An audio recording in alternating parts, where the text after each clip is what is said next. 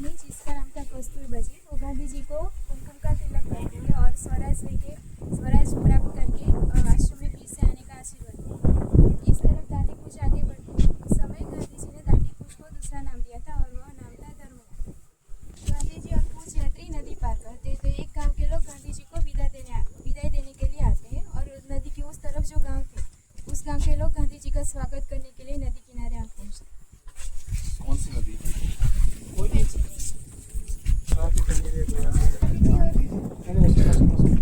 जी और कूच यात्री आगे बढ़ते हैं और एक गांव में पहुंचते हैं। उस गांव में गांधी जी लोगों की मीटिंग बुलाते हैं जिसमें गांधी जी कई बाबतों का समावेश करते हैं। सॉल्ट टैक्स से लेकर अस्पृश्यता निवारण। और उस मीटिंग में गांधी जी लोगों को समझाते हैं कि विदेशी सामानों का बहिष्कार करना और स्वदेशी सामान का अवराशन।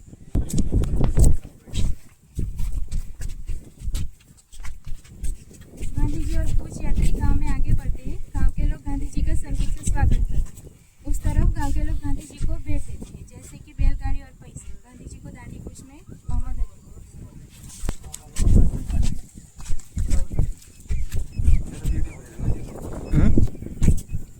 इस फिगर में सवार का दिन बताया है। तो गांधी जी और कूच यात्री आनंदनगर के स्कूल में और सवार के दिन गांधी जी मौन रखते थे और उस दिन कूच यात्रा स्थगित रखी जाती है। वहाँ कोने में देखिए गांधी जी बैठकर डायरी लिख रहे हैं। बाकी जो कूच यात्री थे वो अपना रोजिंदा काम कर रहे हैं और जो कूच यात्री थे वो काम में जाते हैं और दांडी कूच का प्रचार करते हैं।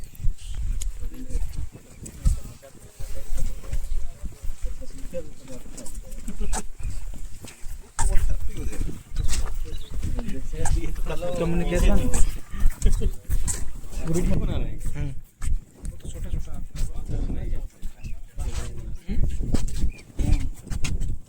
कूच यात्रियों में से एक यात्री जिसका नाम था पंडित खरे, वो गांधी जी और कूच यात्रियों को रोज संध्या प्रार्थना करवाते थे। उस तरफ 105 वर्ष की वृद्ध महिला गांधी जी को आशीर्वाद देती है और कहती है कि जल्दी से स्वराज लेके आश्रम में फिर से। गांधी जी और कूच यात्री मही नदी पार करके कारेली गांव पहुंचते हैं। कारेली गांव में गांधी जी को जवाहरलाल नेहरू मिलते हैं तो वो लोग बैठकर चर्चा करें। अखिल भारतीय कांग्रेस कमेटी थी, उसके द्वारा जो आगे के नियम लागू होने वाले थे उसके बारे में चर्चा करें।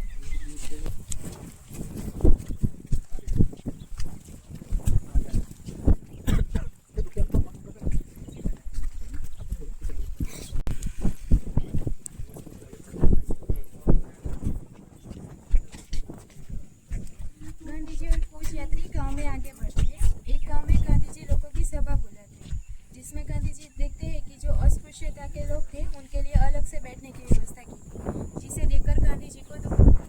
इसलिए गांधी जी कूच यात्रियों में से एक यात्री को इशारा करते हैं और उसे कहते हैं कि आप उन लोगों के बीच जाकर बैठो। और थोड़े समय बाद गांधी जी भी उन लोगों के साथ जाकर बैठे। गांधी जी और कूच यात्री आगे बढ़ते हैं। उस समय गांव के लोगों में गांधी जी को देखने का उत्साह ज्यादा है, इसलिए गांव के लोग पेड़ पर चढ़ जाते हैं और गांधी जी को देखते हैं और उसका स्वागत करते हैं। और जैसे जैसे कूच यात्री गांव से विदाई लेते जाते थे वैसे वैसे गांव के लोग भी कूच यात्रा में जुड़ते जाते थे।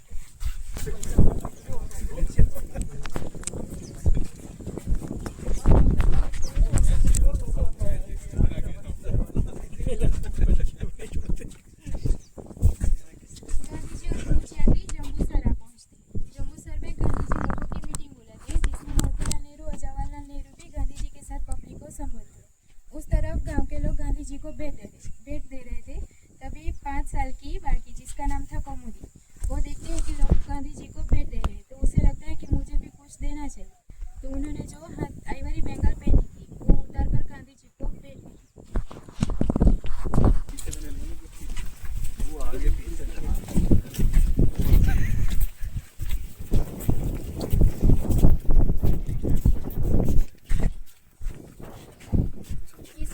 दोपहर का समय बताया है जिसमें वाणा जो है वो गांधी जी की हजामत कर और मोची जो कूच यात्री आए थे उसकी चप्पल टूट गई थी तो वो चप्पल बनाई।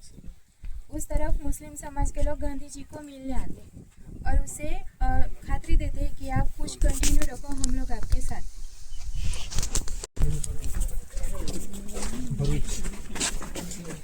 नदी पार गांधी जी और कूच यात्री नर्मदा नदी पार करते हैं। तो नदी पार करते समय 2 दिन पहले गांधी जी की पत्नी गांधी जी के साथ कूच यात्रा में जुड़ती है। उसके साथ साथ अब्बास तैयब जी, सरोजिनी नायडू और एक अमेरिकन कपल भी गांधी जी के साथ कूच यात्रा में जुड़ते हैं। 7, 8, 9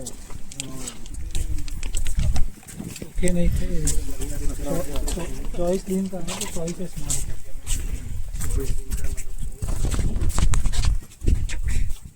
गांधी जी और कूच यात्री राजसा गांव में आ पहुंचते हैं और वहाँ पे मोरारजी देसाई जो कूच यात्रा में से एक यात्री थे, तभी वो सरकारी जॉब करते थे। इसलिए असहकार के आंदोलन में जुड़ने के लिए वो अपनी जॉब से इस्तीफा देते हैं और कहते हैं कि अभी अंग्रेज़ों की गुलामी नहीं करनी। और राजसा गांव में गांधी जी को काका साहेब कालेलकर मिलते हैं, तो वो लोग बैठकर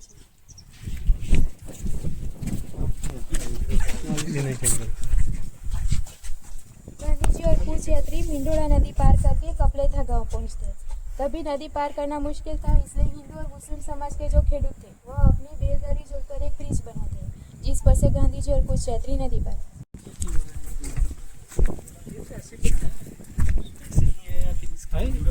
नहीं डिजाइन किया हुआ है, उसके साथ कुछ ऐसे ही कोई डिब्बा बना देंगे।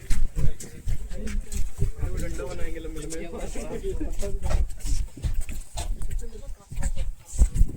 बांस में से एक टेम्पररी पुल बनाया था। उस पुल पर से गांधी जी और कूच यात्री कीम नदी पार करते हैं।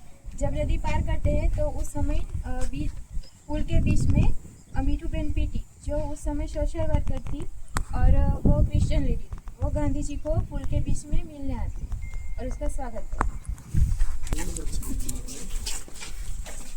जहाँ कहाँ वहाँ बना हुआ होगा ना इस तरह। गांधी जी और कूच यात्री भट गाँव में पहुंचते नहीं भी हो सकता। तभी वहाँ पे लाइट की व्यवस्था नहीं, इसलिए गांव के लोग फनस और फलों से भरी हुई ट्रक के साथ खड़े रहते हैं, जिसे देखकर गांधी जी को दुख होता है।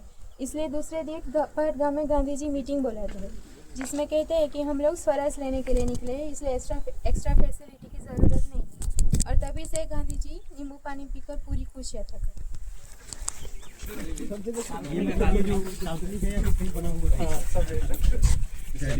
जगह तो सच्ची में है, बट ऐसा का ऐसा जगह तो है। हाँ, ये तो काल्पनिक है।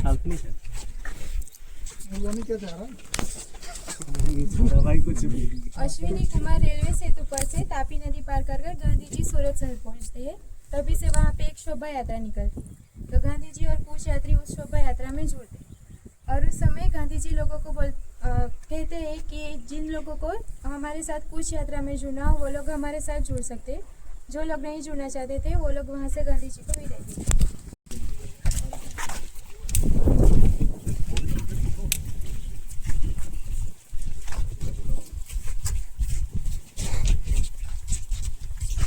ये सीन नवसारी के दूधिया तालाब का है, जहाँ पे लोग खादी के कपड़ों की खरीदी कर रहे हैं। यहाँ पे गांधी जी ने मीटिंग बुलाई है और ये जो वहाँ पे अंतर्राष्ट्रीय फिल्म करता है वो जो ये लोग खरीदी कर रहे हैं उसकी, और गांधी जी ने जो मीटिंग बुलाई उसका विमान। 24 दिन 241 माइल पार करके गांधी जी दांडिया पहुँचते हैं। वो मेन रोड है, वहाँ पे प्रार्थना मंदिर है, वहाँ पे एक पेड़ है, उस पेड़ के नीचे गांधी जी लोगों की मीटिंग बुलाते हैं और कहते हैं कि दांडी की पसंदगी मनुष्य की पसंदगी नहीं है, परंतु ईश्वर की पसंदगी। गोल्डनू झाड़ से बड़का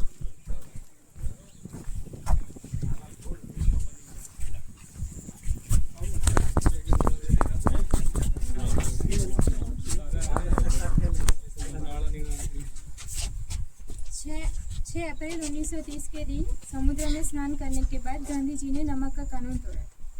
और बाहर सैफी विला मकान है, उसके सामने गांधी जी का स्टेचू है और उस स्टेचू के सामने एक पिलर है, वह एग्जैक्ट लोकेशन है जहाँ से गांधी जी ने नमक उठाया था। उस समय भरती आती थी, तब समंदर का पानी वहाँ तक जाता था, अभी 800 मीटर दूर। ये सुनो 13 अप्रैल 1930 के दिन गांधी जी कराड़ी गांव में पहुँचते हैं। कराड़ी गांव यहाँ से 2 से 3 किलोमीटर दूर है। वहाँ पे गांधी जी ने महिलाओं की मीटिंग बुलाई थी, जिसमें दांडी कूच की माहिती दी और एक मध्य रात्रि को गांधी जी अपनी झोपड़ी में आराम कर रहे थे, तभी ब्रिटिश पुलिस आती है और गांधी जी की धरपकड़ करती है और उसे यरवाड़ा की जेल में कहते हैं।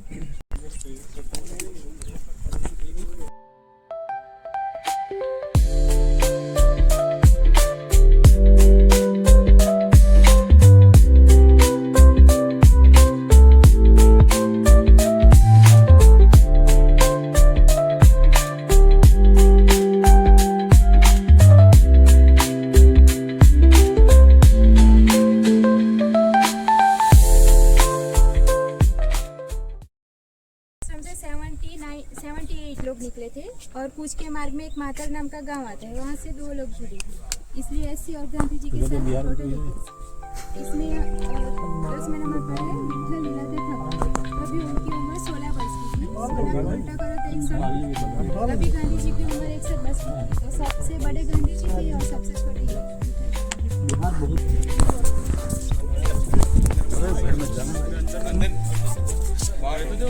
Please don't go inside.